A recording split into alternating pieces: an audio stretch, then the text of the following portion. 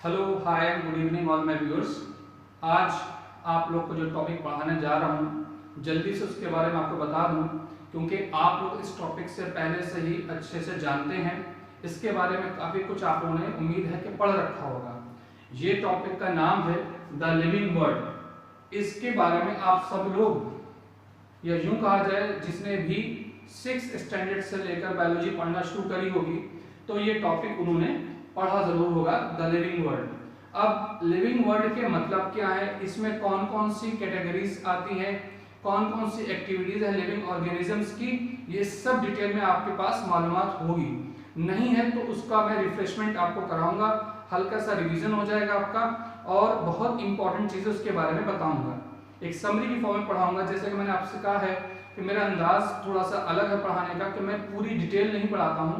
जो चीज़ बहुत इंपॉर्टेंट है या किसी भी कॉम्पिटिशन्स में पूछी जाती है ज़्यादातर, सिर्फ उनको ही हाईलाइट करके आपके सामने पढ़ाने का मकसद है मेरा। तो आज जो टॉपिक पढ़ा रहा हूँ और इसके बाद जो भी टॉपिक पढ़ाऊंगा, हर टॉपिक से पहले मिनिमम 10 to 15 ऐसे डिस्कवरर और ऐसे इन्वेंटर्स और उनकी इन्वेंशंस के बारे में आपको बताऊंगा, आपको लिखाऊंगा, जो कि अक्सर कॉम्पिटिशन्स में पूछे जाते हैं ऑब्जेक्टिव क्वेश्चंस की फॉर्म में। जैसे कि आज मैंने, आप देखें यहाँ बोर्ड पे लिख रखा है, साइंटिस्ट एसोसिएटेड टू बायोलॉजिकल और medical science and their inventions. तो यहाँ मैंने देखिए 10 नेम्स दे रखे हैं, इन्वेंटर्स हैं सारे 10, और उन्होंने जो भी टर्म्स यूज करे हैं, जिस चीज की डिस्कवरी करी है या टर्म्स जो है खोजे हैं, उनके बारे में यहाँ मैंने मेंशन कर रखा है।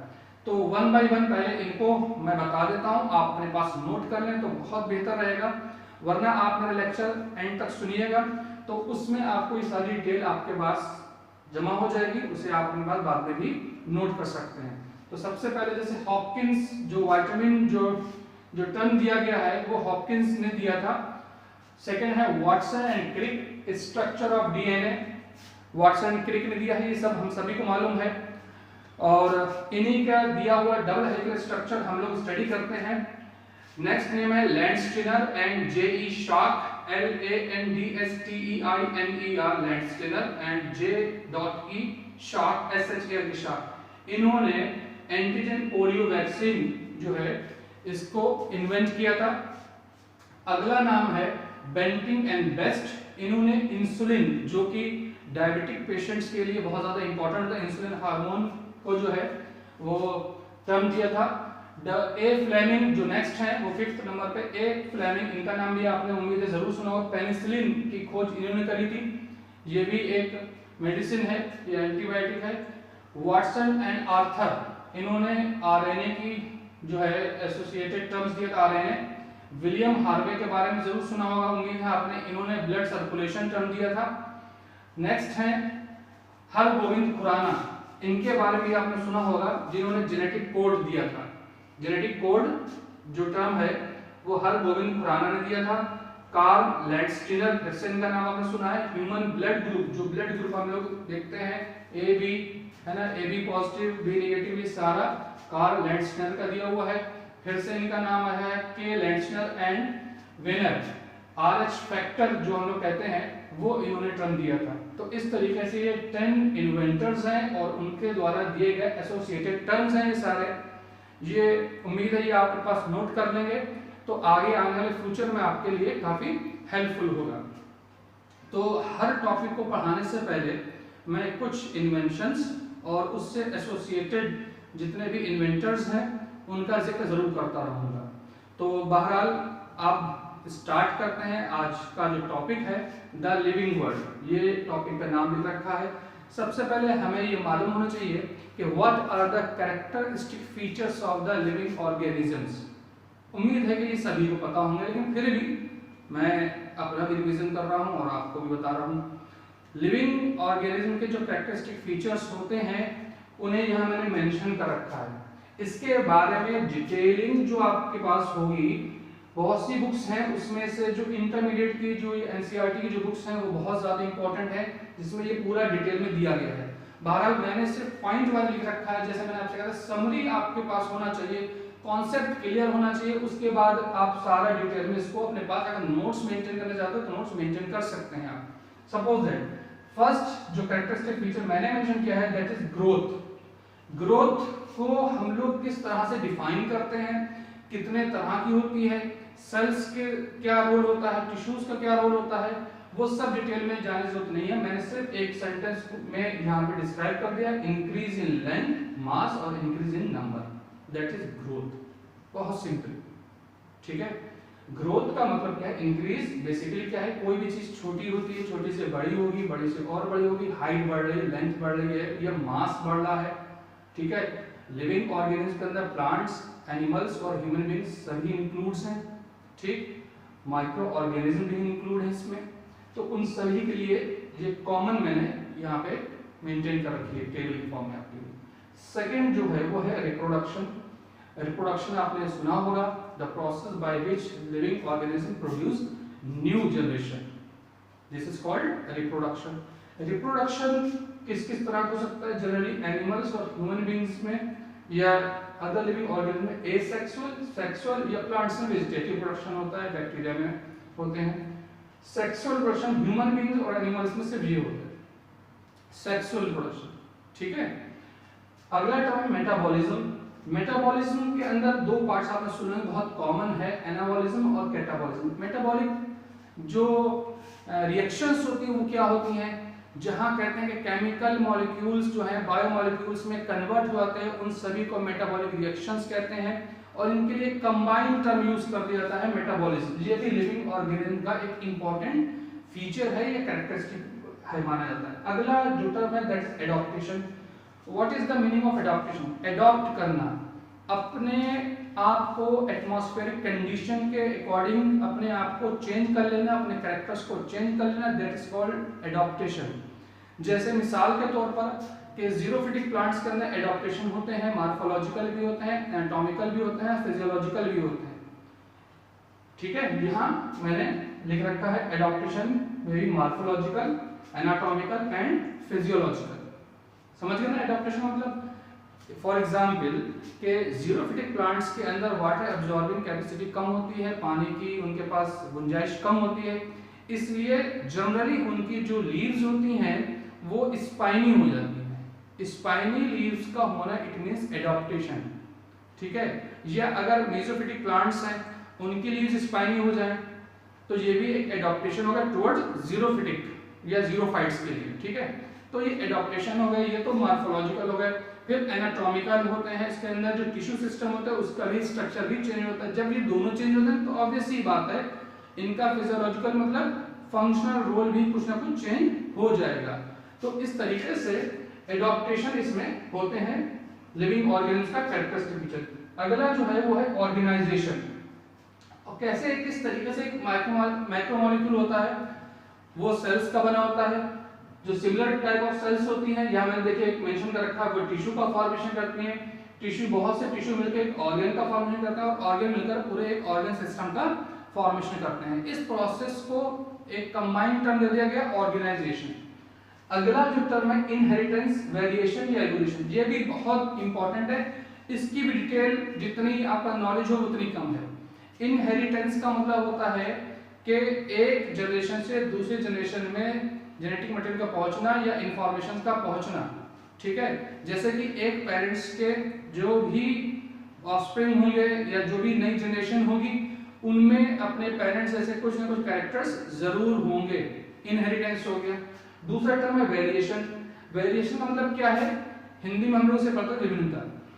वेरिएशन का मतलब ये होता है कि एक ही पेरेंट्स के सारे ऑफस्प्रिंग या जितनी भी जनरेशन जितने भी बच्चे होंगे वो एक दूसरे से बहुत से कैरेक्टर्स में सिमिलर हो सकते हैं, लेकिन उनमें वेरिएशंस होंगे, उनमें फिजिकल वेरिएशंस होंगे, है ना। तो वेरिएशन हो गए। और इवोल्यूशन कहते हैं स्टेप वाइज डेवलपमेंट, ये gradual development is known as evolution. इसे हिंदी में जैव विकास भी पढ़ा होगा आप लोगों ने, हिंदी में अगर किसी ने पढ़ा होगा। अगला जो characteristic feature that is locomotion, ये बहुत कॉमन है। लोकोमोशन या यूं कहा जाए मूवमेंट, जितने भी लिविंग ऑर्गेनिजम्स हैं उनके अंदर अलग अलग तरह के लोकोमोटरी ऑर्गन्स जो मूवमेंट में हेल्पफुल होते हैं वो प्रेजेंट होते हैं। प्रिमिटिव एनिमल्स में या कुछ बैक्टीरिया में आपके अंदर ये स्ट्रक्चर देखना आप लोगों ने, ये देखना बुक्स के अंदर सूडोपोडिया, ये सूडोपोड, सीलिया, फ्लैजिला, स्विमिंग, फ्लाइंग और ग्लाइडिंग मूवमेंट भी होते हैं। ठीक है, अलग अलग। अब पूरी डिटेल तो बहुत से टाइप के हैं, अब इसमें आप ये भी कह सकते हैं कि बहुत से नाम रह गए, तो अगर आपका नॉलेज है वो आप अपने पास नोट करते रहिएगा और उसको डिटेल में आप अपने नोट्स मेंटेन कर सकते हैं। मैंने आपसे कहा था कि एक शॉर्ट समरी के तौर पर पढ़ा रहा हूँ आपको, बहुत ज़्यादा डिटेल इस चैप्टर की आपको नहीं दूंगा। इसके बाद मैं आपको कोशिश करूंगा कि जल्द से जल्द टेक्सोनॉमिकल कैरेक्टर्स के बेस पर टेक्सोनॉमी को पढ़ाऊं और क्लासिफिकेशन को पढ़ाना शुरू कर दूंगा। ठीक है, फिर नॉमेनक्लेचर पढ़ाऊंगा आपको। तो जैसा भी रूटीन बनेगा और जब भी मैं कोई टॉपिक पढ़ाऊंगा फिर बता दूंगा आपको, कम से कम 10 to 15 जो है वो हिस्टोरिकल एविडेंसेस के बारे में, किसने क्या कहा था, कौन सा इन्वेंशन किसने करा था, कब करा था, ये सब कुछ ना कुछ आपको बताता रहूंगा जो आपके लिए इंपॉर्टेंट रहेगा। बहरहाल अब बात करते हैं लोकोमोशन की। तो लोकोमोशन सभी लिविंग ऑर्गेनिज्म का भी इंपॉर्टेंट कैरेक्टर होता है, जो फिर से बता दूं, सूडोपोड्स या सूडोपोडिया, सीलिया, फ्लैजिला, स्विमिंग, फ्लाइंग या ग्लाइडिंग मूवमेंट होता है लिविंग ऑर्गेनिजम्स में। अगला है nutrition. This is one of the most important characteristic feature of living organism. Nutrition सुना होगा, ठीक है, absorption of mineral nutrients. Plants के अंदर दो तरह के ग्रुप बना दिए गए हैं, ऑटोट्रॉफ और हेटेरोट्रॉफ्स। लिविंग ऑर्गेनिज्म को न्यूट्रिशन के बेस पर दो मेजर ग्रुप में बांटा गया, यहाँ मैंने मेंशन कर रखा है ऑटो एंड हेटेरोट्रॉफ्स। ये उम्मीद है कि आपको पता होगा, अगर नहीं पता है तो जल्दी से आपको बता दूं। ऑटोट्रॉफ वो होते हैं जो फोटोसिंथेसिस के बाद अपना फूड फॉर्मेशन करते हैं। बेसिकली इनमें ग्रीन प्लांट्स जैसे एल्गी या ब्रायोफाइट वगैरह इंक्लूड हैं।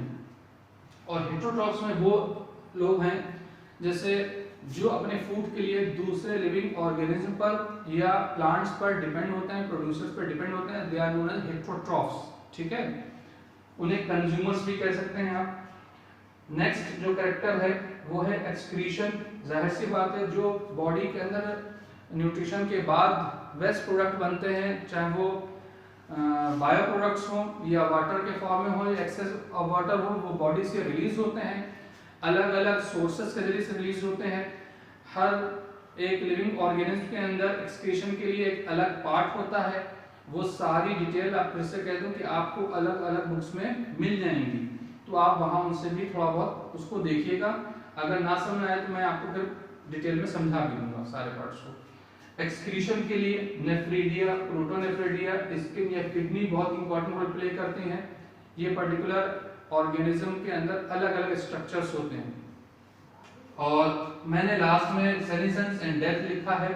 अगला कैरेक्टर, यानी जब इंसान सबसे पहले अपने एक लाइफ साइकिल स्टार्ट करता, लाइफ स्पैन स्टार्ट करता है, तो वो छोटे से अपने बचपन से लेके स्टार्ट करता है, फिर वो टीनेजर में आता है, फिर वो एडल्ट होता है, मैच्योर होता है, उसके बाद सेनेसेंस बुढ़ापा आ जाता है और एट द एंड तो उसकी डेथ हो जाती है।